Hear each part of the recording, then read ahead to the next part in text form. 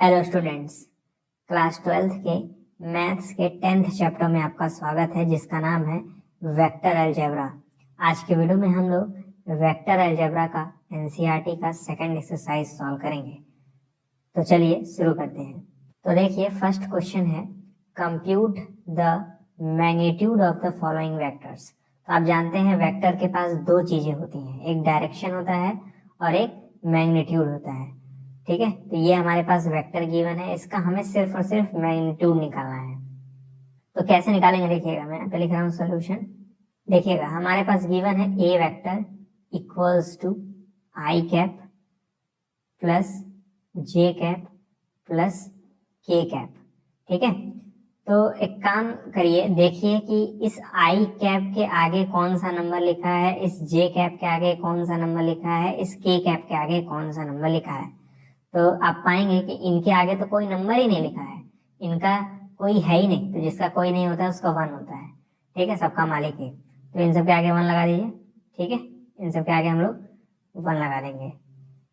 तो मैग्नीट्यूड ए का निकालने के लिए हम लिखेंगे अंडर रूट।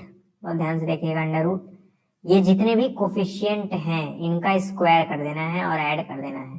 ठीक है, तो हम लोग क्या करेंगे, इस 1 के कोफिशिएंट मतलब 1 को 1 का स्क्वायर करेंगे, फिर प्लस इस 1 का स्क्वायर करेंगे, प्लस इस 1 का स्क्वायर करेंगे।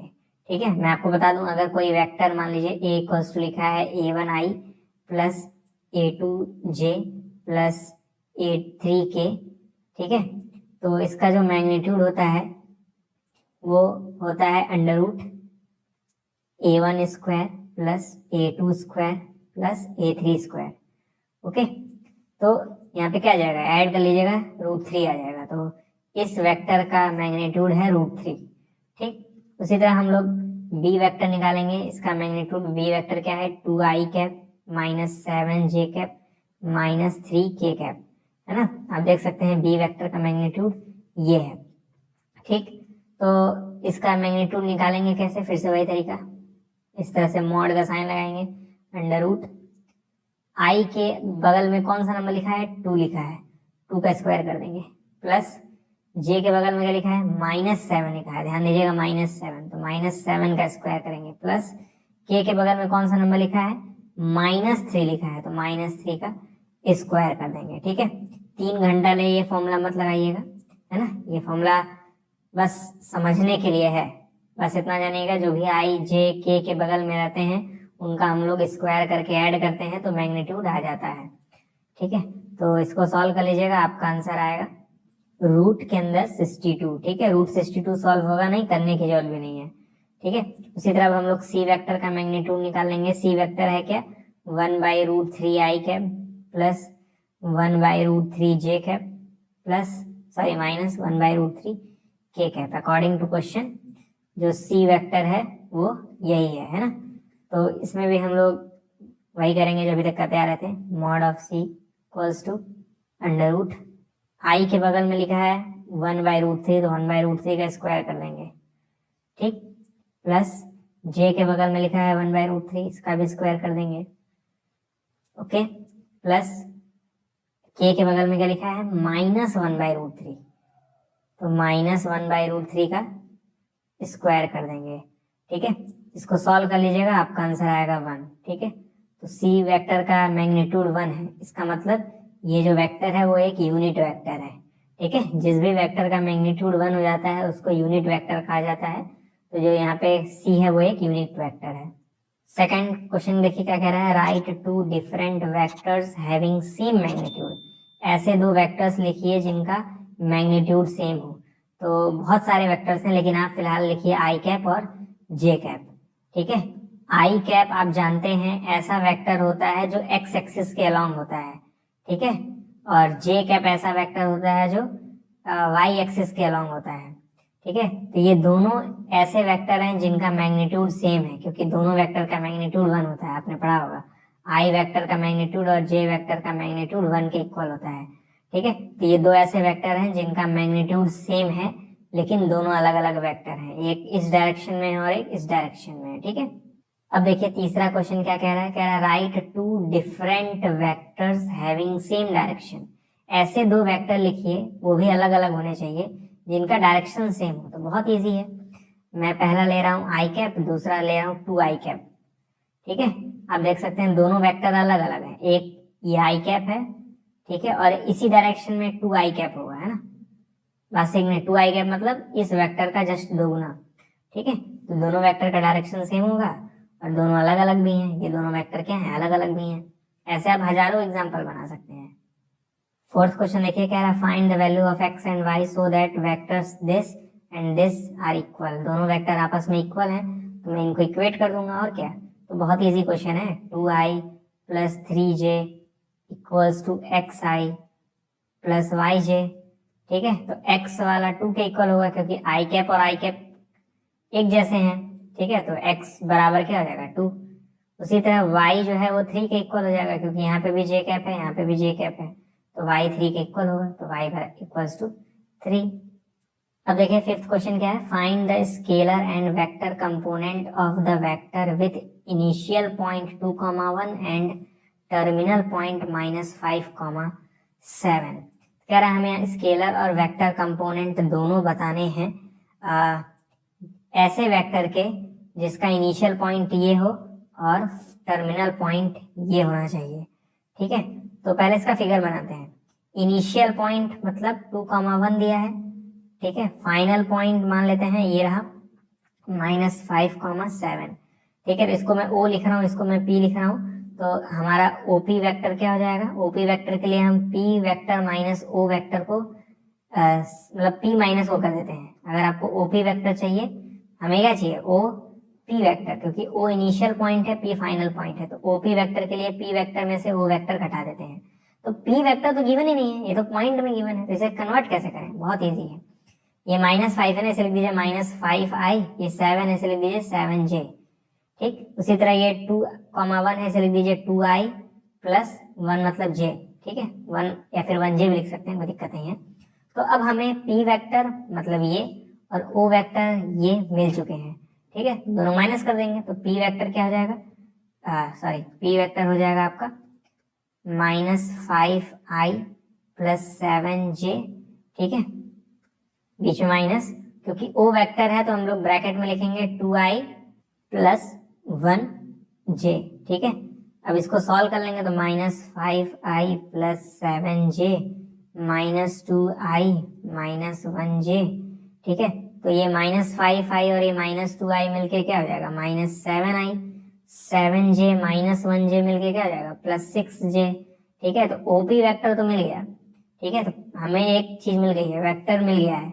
अब इसके एक कंपोनेंट भी लिखने हैं, तो एक कंपोनेंट ये है, एक कंपोनेंट ये है। जो i और j के सामने लिखा रहता है उसे कंपोनेंट कहते हैं। ठीक है, तो x कंपोनेंट क्या है, -7, x कंपोनेंट क्या है, -7, y कंपोनेंट क्या है, 6। ठीक है, तो ये दोनों स्केलर्स हैं। तो अब वेक्टर, ये तो स्केलर कंपोनेंट्स हो गए, ये क्या हो गए, स्केलर कंपोनेंट्स। अब हमें वेक्टर कंपोनेंट भी लिखने हैं। ठीक है, क्वेश्चन में बोला था क्या, देखिए ध्यान से, वेक्टर कंपोनेंट भी लिखने हैं। स्केलर वाले तो लिख नहीं है, वेक्टर वाले, तो वेक्टर वाले ये हो जाएंगे और ये हो जाएंगे। ठीक है, दोनों अलग अलग। वेक्टर कंपोनेंट्स क्या हो जाएंगे, एक हो जाएगा -7i और एक हो जाएगा 6j। ठीक है, स्केलर मतलब नंबर वाले, वेक्टर मतलब पूरा वेक्टर वाले। ठीक है, ये दो अलग अलग वेक्टर हैं। ठीक है, दोनों को मिलाने पर एक नया वेक्टर OP वेक्टर बन रहा है। अब देखिए 6th क्वेश्चन क्या कह रहा है, find the sum of vectors this this और दिस। तीनों वेक्टर को जोड़ना है, बहुत ही इजी सवाल है। हमें A vector plus B vector plus C vector जोड़ना है। A वेक्टर की वैल्यू क्या है, i cap minus 2j cap plus k cap. ठीक है, प्लस B वेक्टर की वैल्यू क्या है, -2i plus 4j plus 5k cap plus C vector की वैल्यू क्या है, i cap -6j cap -7k cap. ठीक है, तो आई वाले सारे ऐड कर लेंगे, तो यहाँ i क्या के 1 लिखा है, तो 1 -2 और 1, ये तो 0 हो जाएगा, तो 0i, है ना। आप 1 को -2 और 1 के साथ ऐड करेंगे तो 0 आएगा, है ना, क्योंकि यहाँ पे भी तो 1 ही लिखा है, कुछ नहीं है, मतलब यहाँ पे क्या है, 1 है, तो 1 -2 और 1 को जोड़ेंगे 0 आएगा, तो 0i कैप।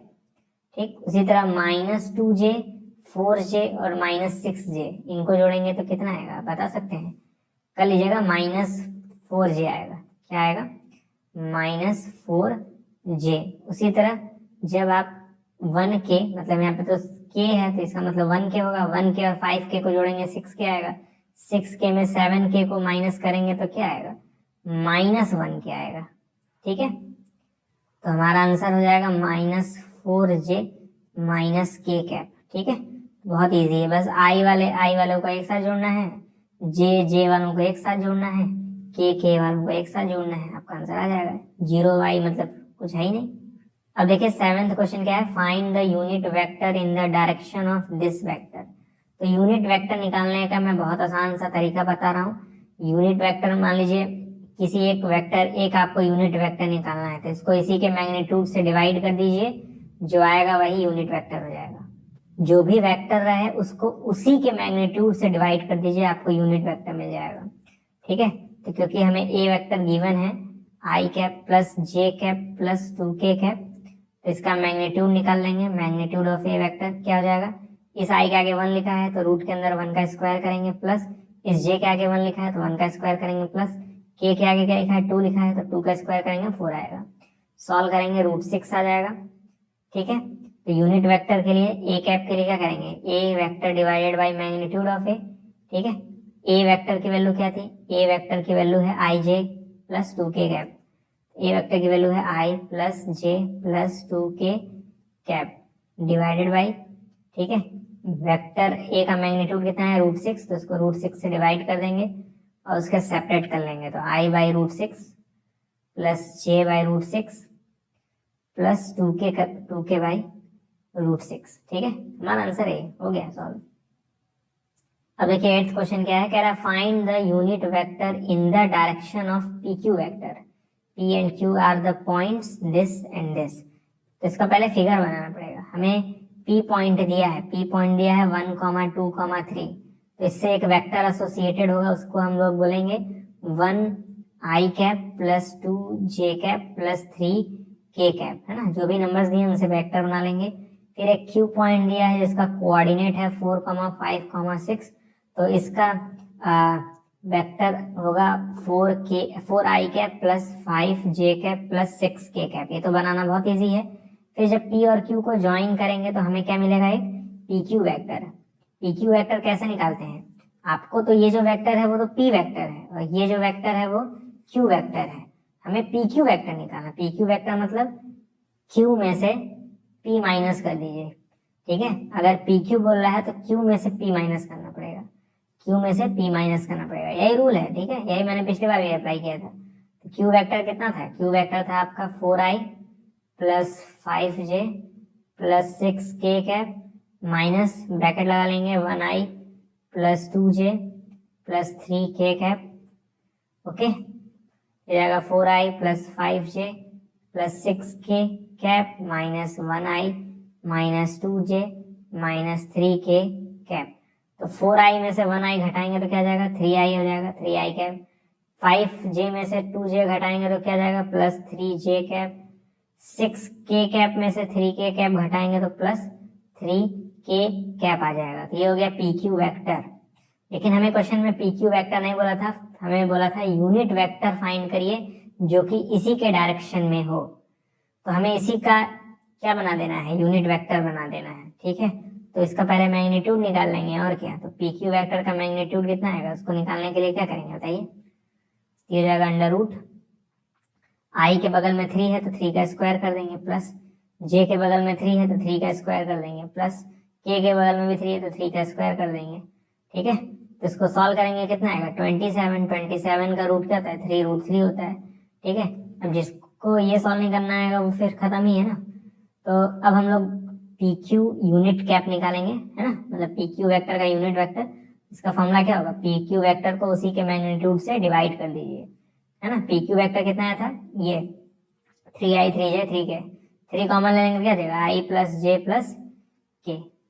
ठीक है, आपको क्या मेरी बात समझ आई। जैसे मुझे ऊपर PQ वेक्टर लिखना था, PQ वेक्टर तो यही है, इन तीनों में 3 कॉमन था तो मैंने 3 कॉमन ले लिया, ये बचेगा। ठीक है, और डिवाइड किससे करेंगे 3√3 से करेंगे।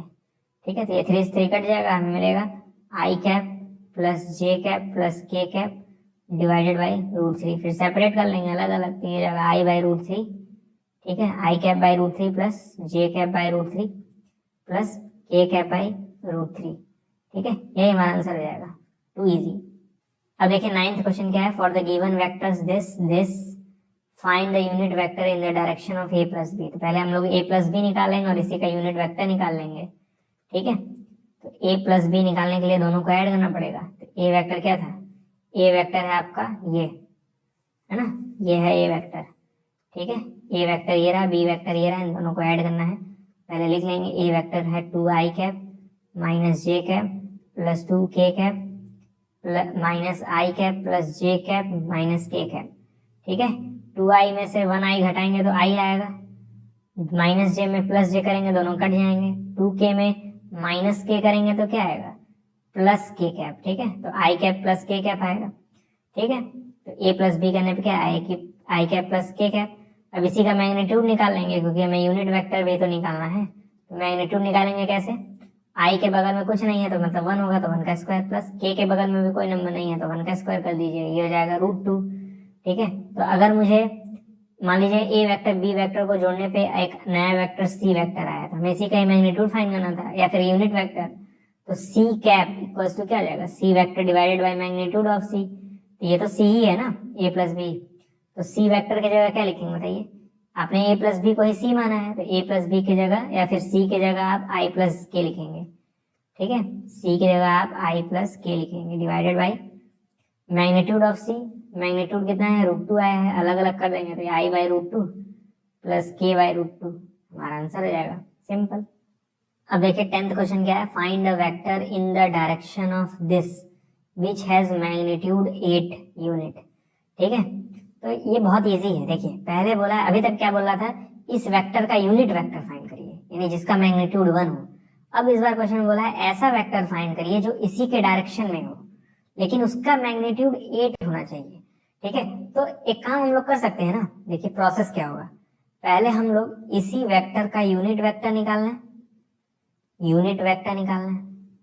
ठीक है, तो यूनिट वेक्टर का फायदा क्या होता है ना कि वो इसी के डायरेक्शन में होता है। यूनिट वेक्टर जो इस वेक्टर का आएगा, इस वेक्टर का जो यूनिट वेक्टर आएगा वो इसी के डायरेक्शन में होगा, लेकिन प्रॉब्लम होगी इस वेक्टर के साथ कि इसका मैग्नीट्यूड 1 होगा। तो अगर इस वेक्टर में 8 से मल्टीप्लाई कर देंगे तो हमें ऐसा वेक्टर मिलेगा जिसका मैग्नीट्यूड 8 हो और इसके डायरेक्शन में भी होगा। तो प्रोसेस आपको समझना है क्या करना है, पहले हम लोग यूनिट वेक्टर मल्टीप्लाई करेंगे फिर उसमें 8 को मल्टीप्लाई कर देंगे। ठीक है, तो यूनिट वेक्टर कैसे निकालेंगे, हमारे पास मान लीजिए गिवन है A vector equals to 5i minus J plus 2k cap. ठीक है, तो पहले इसका मैग्नीट्यूड निकाल लेते हैं। ए का मैग्नीट्यूड क्या आएगा, अंडर रूट क्या करेंगे, आई के बगल में 5 है तो 5 का स्क्वायर करेंगे, प्लस जे के बगल में क्या है -1 है तो -1 का स्क्वायर करेंगे, प्लस के बगल में क्या है 2 है तो 2 का स्क्वायर करेंगे।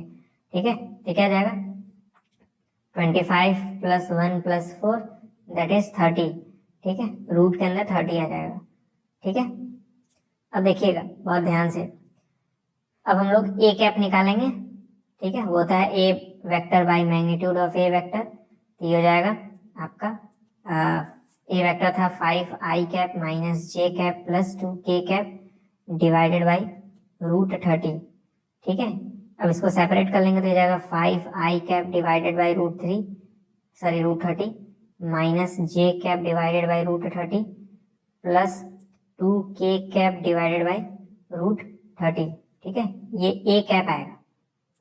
ये जो आपको वेक्टर मिला है ना, ये यूनिट वेक्टर है, ये जो वेक्टर मिला है वो यूनिट वेक्टर है और इसी के डायरेक्शन में है। ठीक है, मतलब समझिएगा, आपका मान लीजिए ये वेक्टर था पहले ए वेक्टर। ठीक है, तो जो आप ए कैप फाइंड करते हैं छोटा सा वेक्टर होता है ए कैप।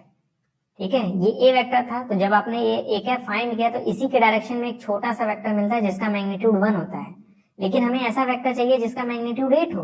तो इसी वेक्टर में अगर 8 से मल्टीप्लाई कर दें, ठीक है, तो ये हो जाएगा 8a कैप इक्वल्स टू, जब आप इसमें 8 मल्टीप्लाई करेंगे तो देखिए क्या आएगा, 8 5 जा 40 cap divided by √30 minus 8j cap divided by √30 plus 16k cap divided by √30। ठीक है, तो ये जो 8a कैप आया है इसको आप मान लीजिए सी वेक्टर। ठीक है, तो ये सी वेक्टर इसको जो हम लोग पाए हैं, जब मैंने इस ए वेक्टर को 8 से मल्टीप्लाई किया है, तो ये जो सी वेक्टर है ये ऐसा वेक्टर है जो ए के डायरेक्शन में भी है और उसका मैग्नीट्यूड 8 है। ठीक है, अब देखिए 11th क्वेश्चन क्या है, कह रहा है so that these vectors are collinear. ठीक है, तो मान लीजिए आपके पास दो वेक्टर हैं, एक वेक्टर है ए और एक वेक्टर है बी। तो ये दोनों वेक्टर कोलिनियर कब होंगे, उसके ऊपर एक कंडीशन होता है। ये दोनों जो हैं वो कोलिनियर तब होंगे जब पहला वाला दूसरे का कुछ मल्टीपल हो या फिर दूसरा वाला यानी बी वाला ए का मल्टीपल हो। ठीक है, मतलब अगर आप बी में कुछ मल्टीप्लाई कर दें तो अगर आपको ए मिल जा रहा है तब उस केस में ए और बी कोलिनियर होंगे, या फिर ए में आप कुछ मल्टीप्लाई कर दें बी मिल जाए तो आप कहेंगे बी और ए क्या होंगे, कोलिनियर होंगे। बात आपको मेरी समझ आ रही है? इन दो वेक्टर को आप कोलिनियर तब कहते हैं जब या तो आप इस तरह से लिख पाए या फिर इस तरह से।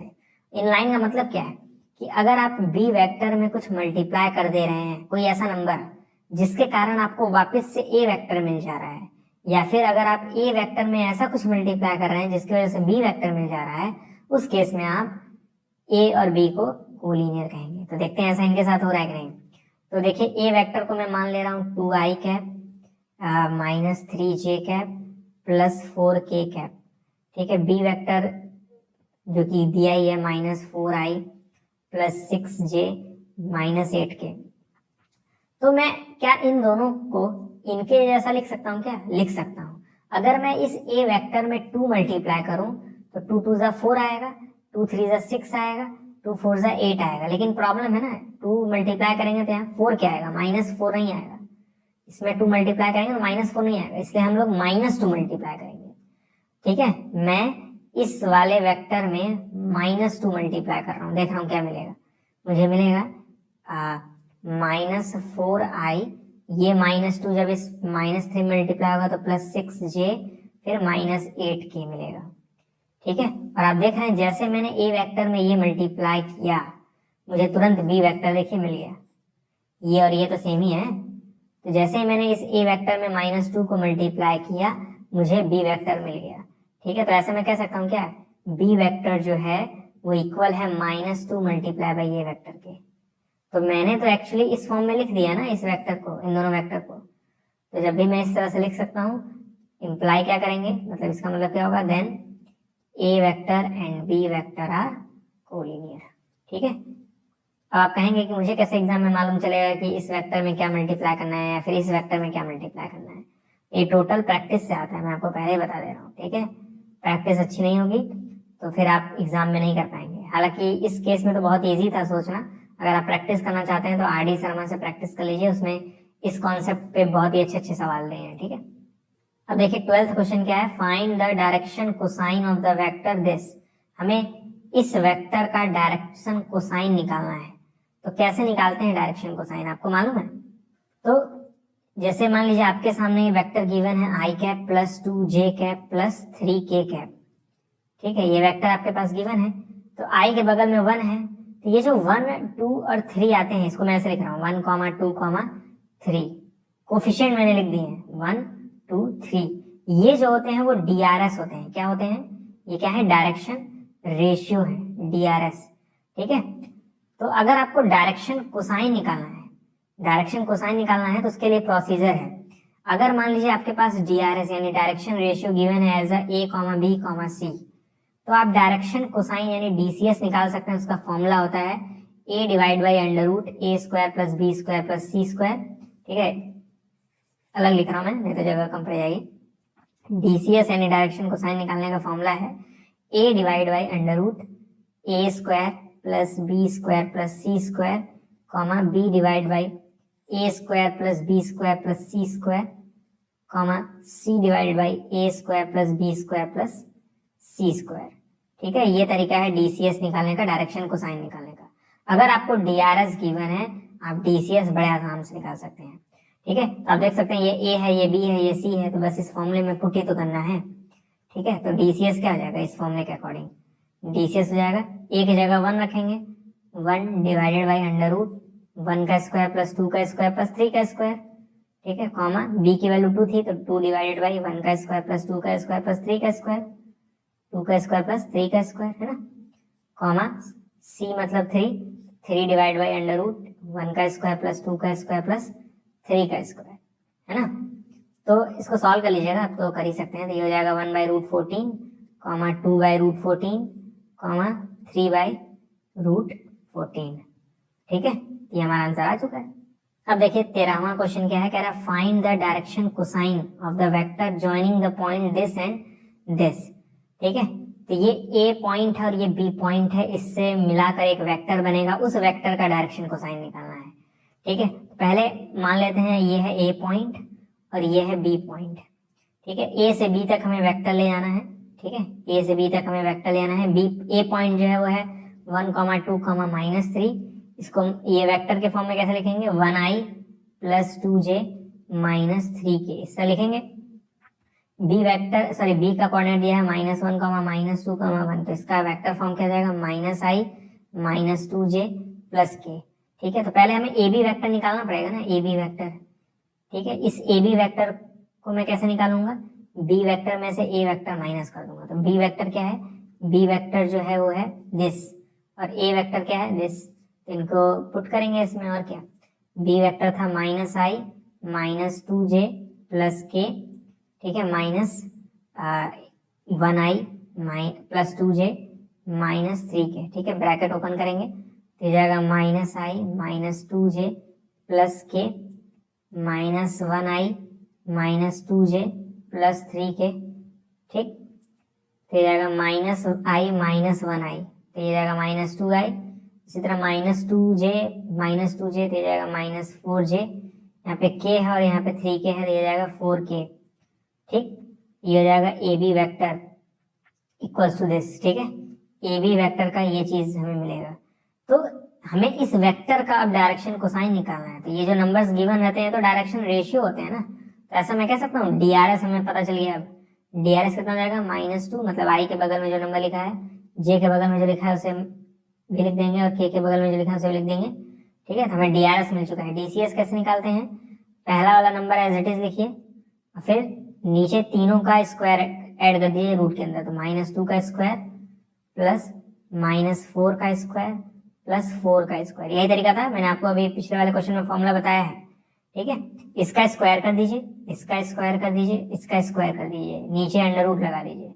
ऊपर वाले नंबर तो सेम ही रहेंगे, देखिए -2 यहाँ -2 ही रहेगा, नीचे बस इन तीनों के स्क्वायर का सम होगा, ठीक है, कॉमा अब -4 लिखेंगे और नीचे सेम नंबर, ठीक है, अंडर रूट क्या जाएगा, -2 का स्क्वायर प्लस -4 का स्क्वायर प्लस 4 का स्क्वायर, कॉमा यहाँ पे 4 है तो ऊपर 4 आएगा, नीचे फिर से वही चीज सेम, -2 का स्क्वायर प्लस -4 का स्क्वायर प्लस 4 का स्क्वायर, ठीक है।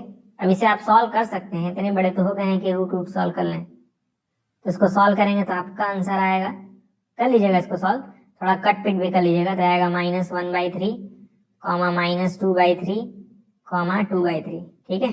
अब देखिए तो इसको जब आप सॉल्व करेंगे तो ये आएगा, इसको जब आप सॉल्व करेंगे तो ये आएगा, इसको जब आप सॉल्व करेंगे तो ये आएगा, कर लीजिएगा सॉल्व, ठीक है। नीचे आपको मैं बता दे रहा हूँ रूट सॉल्व करेंगे तो 6 आएगा, ठीक है। इस नीचे वाली चीज को सॉल्व करेंगे तो 6 आएगा, -2 डिवाइड बाई 6 तो आप कर ही सकते हैं, ठीक है, ये आएगा। तो ये मैं मान के चल रहा हूँ आप इसको और इसको सॉल्व कर लेंगे, इतने बड़े तो हो ही गए हैं। तो आपको उम्मीद करता हूँ समझ में आ गया होगा कैसे डीसीएस निकाला जाता है यूजिंग डीआरएस। अब देखिए 14th क्वेश्चन क्या है, so that these vectors are equally inclined to the axis OX, OY, OZ, ठीक है। तो एक काम करिए, आपने पढ़ा होगा डायरेक्शन कोसाइन में L जो होता है वो कॉस अल्फा के इक्वल होता है, M जो होता है वो कॉस बीटा के इक्वल होता है, N जो होता है वो कॉस गामा के इक्वल होता है, आपने ये पढ़ा होगा। ये L, M, N जो होते हैं वही डायरेक्शन कोसाइन होते हैं, ठीक है। अल्फा जो होता है ये बताता है कि जो हमारा वेक्टर है वो एक्स एक्सिस के साथ कितना एंगल बना रहा है, बीटा बताता है कि वाई एक्सिस के साथ कितना एंगल बनाएगा हमारा वेक्टर, और गामा बताता है कि जेड एक्सिस के साथ वो वेक्टर कितना एंगल बनाएगा, ठीक है। तो अगर इन तीनों का अगर आप कॉस ले लेते हैं तो हमें डायरेक्शन कोसाइन मिलता है, ये आपको मालूम होगा, ठीक है। तो हमारे पास जो वेक्टर गिवन है वो है I cap plus J cap plus K cap, तो इसका हमें डीआरएस पता चल सकता है। डीआरएस क्या हो जाएगा, आई के आगे कोई नंबर नहीं है तो 1, 1, 1 होगा, है ना, क्योंकि तीनों नंबर के आगे कोई साइन नहीं है, सॉरी कोई नंबर नहीं है, तो हम लोग 1 1 1 मान सकते हैं, हमें ये DRS मिल जाएंगे। तुरंत हम लोग DCS निकाल लेंगे, यानी डायरेक्शन कोसाइन। कैसे निकालते हैं, ये 1 लिखिए, नीचे अंडर रूट के अंदर तीनों का स्क्वायर करके सम लिख दीजिए, यानी 1 square plus 1 square plus 1 square, comma फिर दूसरा वाला 1 लिखिए, divide by under root 1 square plus 1 square plus 1 square, फिर comma 1 divide by under root 1 square plus 1 square plus 1 square. उम्मीद करता हूँ आपको समझ में आ गया होगा। ठीक है, इसे सॉल्व करेंगे तो क्या आएगा बताइए, 1/√3 आएगा, कॉमा 1/√3 आएगा, कॉमा 1/√3 आएगा। सही बात है। तो आप देख सकते हैं ये DCS आ गया हमें, तो ये पक्का L रहा होगा, ये पक्का M रहा होगा, ये पक्का N रहा होगा।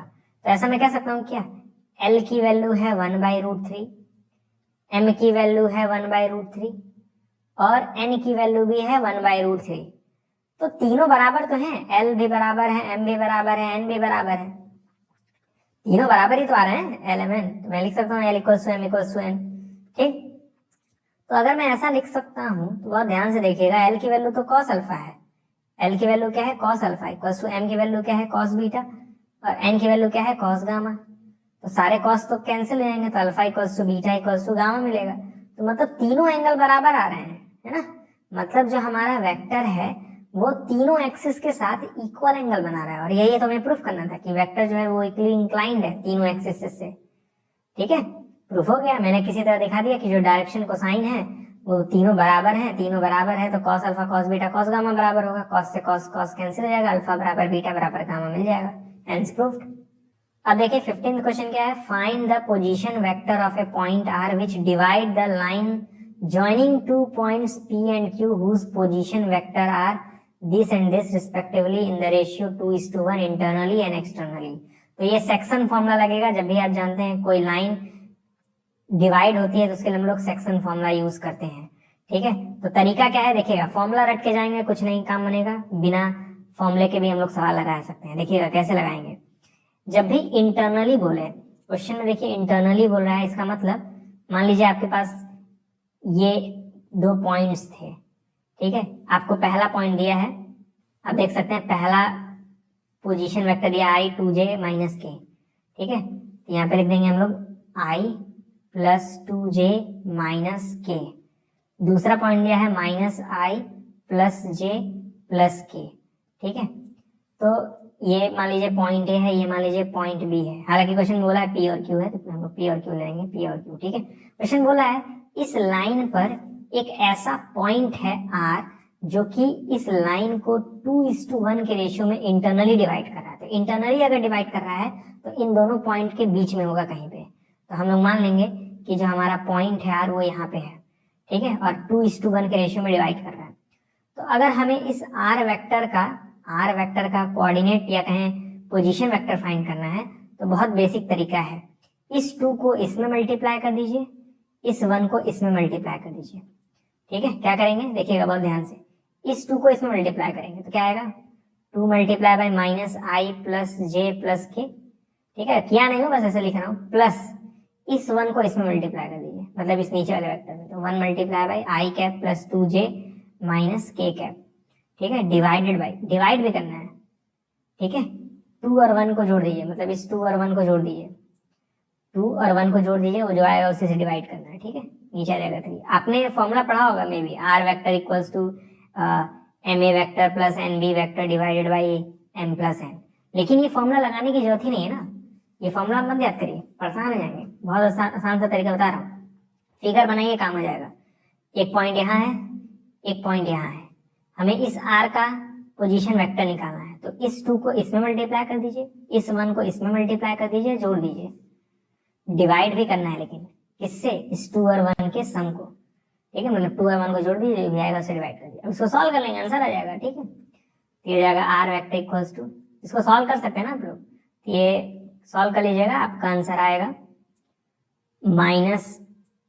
-I cap + 4j cap + k cap divided by 3। ठीक है, अरे भाई 2 मल्टीप्लाई कर लीजिएगा, 1 मल्टीप्लाई कर दीजिएगा, जोड़ दीजिएगा, आपका आंसर ये आएगा। ठीक है, चाहे तो आप 3 सेपरेट भी कर सकते हैं, मतलब I/3 + 4j/3 + k/3 ऐसे भी कर सकते हैं। ये तो बस पहले पार्ट का आंसर है। इंटरनली के लिए क्या करेंगे, 2 और 1 लिख लेंगे, 2 को इसमें मल्टीप्लाई कर देंगे, 1 को इसमें मल्टीप्लाई कर देंगे। 2 इधर है ना तो उसको उधर मल्टीप्लाई करेंगे, 1 इधर है तो इसको इधर मल्टीप्लाई करेंगे, फिर दोनों को जोड़ के डिवाइड कर देंगे। ठीक है, तो अब एक्सटर्नली का भी केस देखते हैं इसका मतलब क्या होता है। तो देखिए, मान लीजिए आपके पास एक पॉइंट है P, इसका पोजीशन वेक्टर आपको पता ही है I plus 2J plus minus K। ठीक है, और इससे एक और वेक्टर ज्वाइन है जिसको हम लोग Q कह रहे हैं, इसका है minus I plus J plus K। तो जब इंटरनली बोलता है तो जो पॉइंट होता है वो P और Q के बीच में होता है, जब एक्सटर्नली बोलता है तो P और Q के बाहर होता है, मतलब यहाँ पे कहीं होगा। ठीक है, तो मैं इसको आगे बढ़ाऊंगा इस तरह से, डॉट डॉट डॉट, यहाँ पे कहीं हमारा R होगा, और इसका हम पोजीशन वेक्टर मान लेते हैं XI plus YJ plus ZK। ऐसा मैंने मान लिया कि R का जो पोजीशन वेक्टर है, इस R का जो पोजीशन वेक्टर है मान लेते हैं ये रहा होगा। ठीक है, आपको क्या मेरी बात समझ आ रही है? मैंने मान लिया R का पोजीशन वेक्टर ये रहा होगा, मुझे किसी तरह X Y Z की वैल्यू फाइंड करनी है, इसके लिए भी फॉर्मूला है। लेकिन अगर आप उस फॉर्मूले से क्वेश्चंस लगाएंगे, ज्यादा चांसेस हैं कि क्वेश्चन गलत हो जाए। क्वेश्चन बोल रहा है ये जो पॉइंट है वो 2:1 के रेशियो में डिवाइड कर रहा है, मतलब ये पूरा का पूरा हिस्सा 2 होगा और ये हिस्सा 1 होगा। ठीक है, ये पूरा का पूरा हिस्सा 2 होगा और ये हिस्सा 1 होगा। ठीक है, तो मैं यहाँ लिख दे रहा हूँ 1, पूरा का पूरा क्या है, 2 है, पूरा का पूरा क्या है, 2 है। तो आप मुझे बता सकते हैं ये वाला हिस्सा क्या होगा? ये सब 1 होना चाहिए, ये सब 1 होना चाहिए। तो एक मुझे बात बताइए, ऐसा मैं कह सकता हूँ क्या कि ये वाला जो वेक्टर है वो आया होगा इस वेक्टर और इस वेक्टर को जोड़ के 2 से डिवाइड करने पे? ऐसा मैं क्यों कह रहा हूँ? आप जानते हैं 1:1 के रेशियो में जब कोई पॉइंट डिवाइड करता है तो वो मिड पॉइंट होता है। आपने क्या बात पढ़ी है? ये 1:1 के रेशियो में डिवाइड कर रहा है, मतलब आधे आधे हिस्सों में डिवाइड कर रहा है। ठीक है, मतलब जितना ये वाला हिस्सा है उतना ये वाला हिस्सा भी है, तो मतलब ये वाला जो वेक्टर है वो तो मिड पॉइंट हुआ ना। अब मिड पॉइंट कैसे निकालते हैं? जैसे Q जो वेक्टर है, Q vector is mid point, Q vector जो है वो मिड पॉइंट वेक्टर है, मिड पॉइंट वेक्टर। तो Q वेक्टर आया कैसे होगा? आपने P वेक्टर और R वेक्टर को जोड़ा होगा, P वेक्टर और R वेक्टर को क्या किया होगा, जोड़ा होगा, फिर 2 से डिवाइड कर दिया होगा। ठीक है, तो Q vector equals to, P vector क्या था आपका, I cap plus 2J cap minus Q की भी वैल्यू पुट कर दीजिए, आपको तो मालूम है ना Q वेक्टर क्या है, Q वेक्टर है minus I plus J plus K। सही बात है। तो P की वैल्यू मैं पुट कर रहा हूँ, P की वैल्यू है ये minus K cap plus R vector की वैल्यू क्या है, X I cap plus Y J cap plus Z K cap divided by 2। ठीक, तो ये जो 2 है वो इसमें मल्टीप्लाई हो जाएगा, तो हमें क्या मिलेगा, minus 2I plus 2J plus 2K equals to, अब देखिए ये यहाँ पे 1I है और यहाँ पे XI है, तो ऐड करेंगे तो क्या आएगा, 1 प्लस XI। ठीक है, प्लस उसी तरह यहाँ पे 2J है और यहाँ पे YJ है, तो यह आएगा 2 प्लस YJ, है ना। अब थोड़ा सा मैं नीचे लिख दे रहा हूँ यहाँ पे, उसी तरह यहाँ पे माइनस K है और यहाँ पे Z है, तो आएगा क्या आपका माइनस 1 प्लस ZK ऐड करने पर। ठीक है, तो एक बात मुझे बताइए, 1 प्लस एक्स यहाँ क्या माइनस 2 के इक्वल नहीं होगा? तो मैं लिख सकता हूँ 1 प्लस एक्स बराबर माइनस 2, तो x बराबर क्या हो जाएगा, माइनस 3 हो जाएगा। सही बात है। उसी तरह मैं बोल सकता हूँ 2 प्लस वाई 2 के इक्वल होगा, 2 प्लस वाई 2 के इक्वल होगा। ठीक है, क्योंकि मैं जानता हूँ i वाला कंपोनेंट i के इक्वल होगा, j वाला कंपोनेंट j के इक्वल होगा, k वाला कंपोनेंट k के इक्वल होगा। ठीक है, तो 2 प्लस वाई 2 के इक्वल होगा तो y की वैल्यू 0 आ जाएगी। उसी तरह माइनस 1 प्लस जेड 2 के इक्वल होगा, माइनस 1 प्लस जेड इसके इक्वल होगा 2 के, तो जेड की वैल्यू यहाँ से 3 आ जाएगी। ठीक है, तो हमारा r वेक्टर क्या था, वो तो था xi प्लस वाई जे प्लस जेड के। ठीक है, तो x की वैल्यू क्या आई, माइनस 3i प्लस y की वैल्यू 0, तो 0j, z की वैल्यू 3 आई थी तो 3k, यही हमारा आंसर है।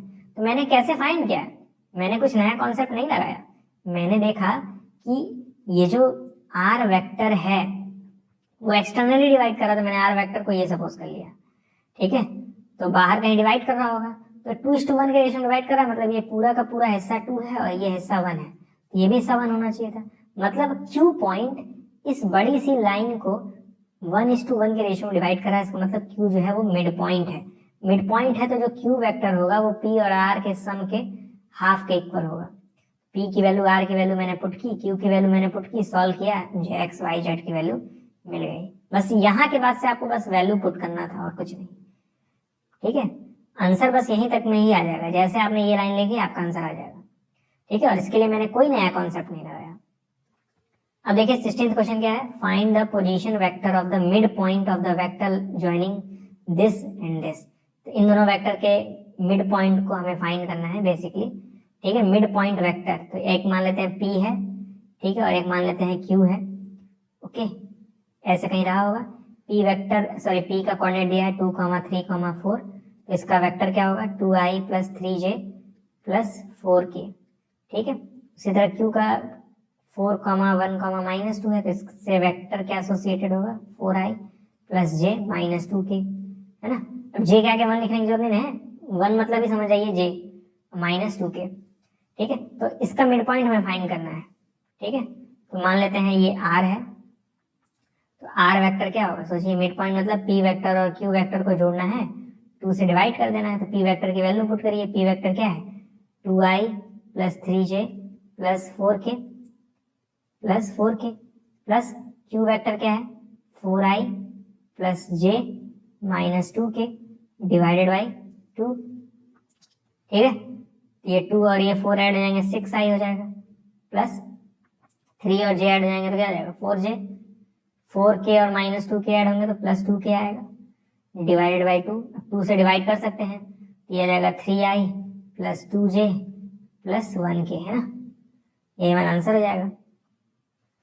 अब देखिए 17th क्वेश्चन है, so that A B C with position vector this respectively form the vertices of right triangle. तो मान लीजिए आपके पास ये एक राइट ट्रायंगल है। ठीक है, तो मान लेते हैं ये ए वेक्टर है, ये बी वेक्टर है, ये सी वेक्टर है। ए वेक्टर की वैल्यू क्या गिवन है, ए वेक्टर का पोजीशन वेक्टर हमें गिवन है 3i minus 4j minus 4k। ठीक है, बी की पोजीशन क्या गिवन है 2i minus j plus k, और c का क्या गिवन है i minus 3j minus 5k, यही गिवन है हमें। ठीक है, तो हमें ये प्रूफ करना है कि ये तीनों पोजीशन वेक्टर मिलके एक राइट ट्रायंगल बनाएंगे। ठीक है, राइट एंगल ट्रायंगल। तो इसके लिए हमें पहले ये ए बी वेक्टर फाइंड करना पड़ेगा ना, तो ए बी वेक्टर पहले फाइंड कर लेंगे। ए बी वेक्टर मतलब बी में से ए माइनस कर देंगे, तो बी की वैल्यू क्या थी, बी की वैल्यू थी 2i minus j plus k। ठीक है, माइनस ए वेक्टर मतलब 3i minus 4j minus 4k। ठीक है, तो इनको सॉल्व करेंगे तो हमारा आंसर आएगा minus i plus 3j plus 5k। अब तो कर सकते हैं ना सब सॉल्व, तो हमें ऐसा कह सकते हैं ये वेक्टर मिल गया, वेक्टर मिला है यार। ठीक है, ए बी वेक्टर मिल गया। ठीक है, तो हमें बेसिकली ये वेक्टर मिला है, हमें इस वेक्टर की क्या जरूरत है, हमें इसके मैग्नीट्यूड की जरूरत है, तो इसका मैग्नीट्यूड निकाल लेंगे। कैसे निकालते हैं मैग्नीट्यूड, ठीक है, देखिए मैंने गलत लिखा है, पहले ही मैग्नीट्यूड का साइन लगा दिया। अब लिखेंगे magnitude of A B vector, कैसे निकालते हैं, रूट में -1 का स्क्वायर कर दीजिए, प्लस इस i के j के बगल में 3 लिखा है 3 का स्क्वायर कर दीजिए, प्लस k के बगल में 5 लिखा है 5 का स्क्वायर कर दीजिए, तो जाएगा √35, कर लीजिएगा सॉल्व। ठीक है, तो इसकी वैल्यू आ गई √35। उसी तरह हम लोग BC निकाल लेंगे, BC वेक्टर कैसे निकालेंगे, C में से B वेक्टर माइनस कर देंगे, तो C वेक्टर क्या था i cap minus 3j cap minus 5k cap. अब इसमें से माइनस कर देंगे B वेक्टर जो कि है 2i cap minus j cap plus k cap. ठीक है, इसे सॉल्व करेंगे तो क्या आएगा minus i cap minus 2j cap minus 6k cap. ठीक है, फिर BC वेक्टर का मैग्नीट्यूड भी निकाल लेंगे, फिर आएगा अंडर रूट, i के बगल में -1 है तो -1 का स्क्वायर, प्लस j के बगल में -2 है तो -2 का स्क्वायर, प्लस k के बगल में -6 है तो -6 का स्क्वायर, और इसको सॉल्व करेंगे तो क्या आएगा 41 आएगा, रूट में वो भी। ठीक है, तो देखिए मैंने पहले BC वेक्टर निकाला, फिर उसका मैग्नीट्यूड निकाल लिया, तो क्या आया √41 आया, √41। अब उसी तरह AC वेक्टर निकाल लेंगे। AC वेक्टर कैसे निकालेंगे, सी वेक्टर में से ए वेक्टर माइनस कर देंगे तो सी वेक्टर क्या है, I cap minus 3j cap minus 5k cap. इसमें से माइनस कर देंगे हम लोग ए वेक्टर को जो कि है 3i minus 4j minus 4k। ठीक है, छोटा सा मैंने लिखा है, दिख रहा होगा आपको। ठीक है, बेसिकली मैंने यही लिखा है। इसको सॉल्व करेंगे तो क्या आएगा बताइए। इसको सॉल्व करेंगे तो आएगा -2i, ठीक है, प्लस j और फिर प्लस k। ठीक, तो हमें AC वेक्टर भी मिल गया। AC वेक्टर भी मुझे क्या मिल गया, -2i plus j plus k। इसका मैग्नीट्यूड निकालेंगे AC का, तो ये हो जाएगा -2 का स्क्वायर प्लस 1 का स्क्वायर प्लस 1 का स्क्वायर, क्योंकि j और k के बगल में 1 ही है। इसको सॉल्व करेंगे तो क्या आएगा, √6 आएगा। ठीक है, तो AC हो गया √6। अब आप कह रहे होंगे कि ये क्या, हाइपोटेनियस तो छोटा आ रहा है इन दोनों से, है ना। तो यही हमें सीखना था। कहीं क्वेश्चन में बोला था क्या कि A और C जो होंगे वो हाइपोटेनियस पे ही होंगे, नहीं बोला था। ठीक है, क्वेश्चन में नहीं बोला था, यानी हमने फिगर गलत बनाया है। ये फिगर बनेगा कैसा, देखिएगा बहुत ध्यान से। इसको मैं काट रहा हूँ, ठीक है, ये मिटा रहा हूँ, अभी आपको समझ में आ जाएगा हो क्या रहा था। ठीक है, 2 मिनट। तो एक्चुअली हमारा जो ट्रायंगल बनेगा वो कुछ इस तरह से, देखिएगा देखिएगा बहुत ध्यान से। मैं यहाँ पे B रख रहा हूँ, यहाँ पे C रख रहा हूँ, यहाँ पे A रख रहा हूँ। ऐसा क्यों रख रहा हूँ अभी आपको मालूम चल जाएगा। ठीक है, मुझे BC वेक्टर का मैग्नीट्यूड कितना मिला था, √41, तो ये √41। AB वेक्टर का मैग्नीट्यूड मुझे √35 मिला था और AC वेक्टर का मैग्नीट्यूड √6 मिला था। अब आप देख सकते हैं, इसका स्क्वायर करेंगे, इसका स्क्वायर करेंगे, जोड़ेंगे तो 41 आएगा। ठीक है, जो कि हाइपोटेनियस के इक्वल है। ठीक है, अगले पेज में मैं करा दे रहा हूँ, देखिएगा बहुत ध्यान से। मैं अगर लिखूं AC square plus AB square, ठीक है, तो ये देखते हैं BC स्क्वायर के इक्वल आएगा कि नहीं। ये होता है ना पाइथागोरस थ्योरम। अगर ये राइट एंगल ट्रायंगल है तो पाइथागोरस थ्योरम को होल्ड करेगा, तो ये फॉर्मूला होल्ड करना चाहिए। AC की वैल्यू क्या थी, AC की वैल्यू थी √6, तो √6 का स्क्वायर करेंगे। AB की वैल्यू थी √35, √35 का स्क्वायर करेंगे। BC की वैल्यू थी √41, तो √41 का स्क्वायर करेंगे। तो √6 का स्क्वायर 6 होता है, √35 का स्क्वायर 35 होता है, इधर √41 का स्क्वायर 41 होगा। तो आप देख सकते हैं 41 बराबर 41 आ रहा है। ठीक है, तो मतलब ये एक राइट एंगल ट्रायंगल बनाएगा। पहले हम लोगों ने फिगर बनाते वक्त बस गलती से ये समझ लिया था कि A यहाँ पे होगा। ठीक है, कहीं क्वेश्चन में बोला नहीं था कि A यहाँ पे होगा, B यहाँ पे होगा या C यहाँ पे होगा। फिर जब हम लोगों को वैल्यूज मिली तो मालूम चला कि मैक्सिमम पॉसिबिलिटी है कि A यहाँ पे हो, ठीक है, B यहाँ हो और C यहाँ हो। ठीक है, तो इस तरह से आपको क्वेश्चन में अरेंज भी करना पड़ सकता है। ठीक है, डिफरेंट डिफरेंट फिगर पॉसिबल है। तो हमने इस क्वेश्चन में किया क्या है मैं बता दे रहा हूँ। हमें A, C, B के पोजीशन वेक्टर्स गिवन थे। मैंने तुरंत A, B वेक्टर फाइंड किया, माइनस करके BC वेक्टर फाइंड किया, AC वेक्टर फाइंड किया, फिर उनका मैग्नीट्यूड निकाला और देखा कि पाइथागोरस थ्योरम होल्ड हो रहा है। अब देखिए 18th क्वेश्चन क्या है, कह रहा है in triangle ABC which of the following is not true. ठीक है, तो ये तो बहुत इजी है, आपने ट्रायंगल लॉ ऑफ एडिशन पढ़ा होगा प्रोबेबली। आपने क्या बताइए पढ़ा है, triangle law of addition, triangle law of addition of vector. ठीक है, ट्रायंगल लॉ कहता है कि मान लीजिए ये एक AB वेक्टर है। ठीक है, तो अगर किसी वेक्टर के हेड पर किसी दूसरे वेक्टर का टेल लाई कर रहा है, देखिए ये वेक्टर है, इसका हेड यहाँ पे है, इस हेड पर इस वाले वेक्टर का टेल लाई कर रहा है, तो इन दोनों वेक्टर्स को आप ऐड कर सकते हैं।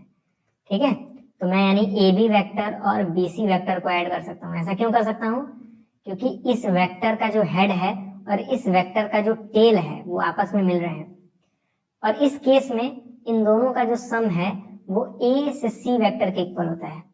ठीक है, ये इक्वल होगा AC वेक्टर के। इस AC वेक्टर को इधर लेके आ जाइए, तो ये जाएगा AB vector plus BC vector minus AC vector equals to 0। ठीक है, या फिर 0 वेक्टर का। ये तो कौन सा ऑप्शन मैच कर रहा है बता सकते हैं आप। ठीक है, ऑप्शन नंबर C मैच कर रहा है। अब देखिए 19th क्या कह रहा है, A और B टू कोलिनियर वेक्टर्स हैं, then which of the following are uncorrect. इनमें से कौन कौन सी बातें गलत हैं। तो A और B कोलिनियर हैं। ठीक है, तो ये मैंने बताया था अगर A और B कोलिनियर हैं तो आप इस तरीके से लिख सकते हैं। ठीक है, तो ऑप्शन A सही है, लेकिन हमें बताना था गलत कौन कौन सा है। ठीक है, तो ऑप्शन ए सही है, ठीक है, लेकिन हमें बताना है इनकरेक्ट कौन कौन सा है। तो कह रहा है अगर ए और बी कोलिनियर हैं तो ए बराबर प्लस माइनस बी होगा। तो कहीं मैंने ये बात बताई कोलिनियर में कि ए और बी के बीच में प्लस माइनस से रिलेशन होगा? नहीं बात बताई है, कोई जरूरी नहीं है, तो ये बी वाला गलत है, तो हमारा आंसर होगा बी। हो सकता है देखते हैं सी भी, क्या पता आंसर हो। कह रहा है respective component of A and B are not proportional, ये भी कोई जरूरी नहीं है, ठीक है, ये भी कोई जरूरी नहीं है, तो ये सी जो है वो भी गलत है, ठीक है। डी देखिए क्या बोल रहा है, both the vector A and B have same direction but different magnitude. कह रहा है ए और बी के पास सेम डायरेक्शन होना चाहिए तभी वो कोलिनियर होंगे, ठीक है।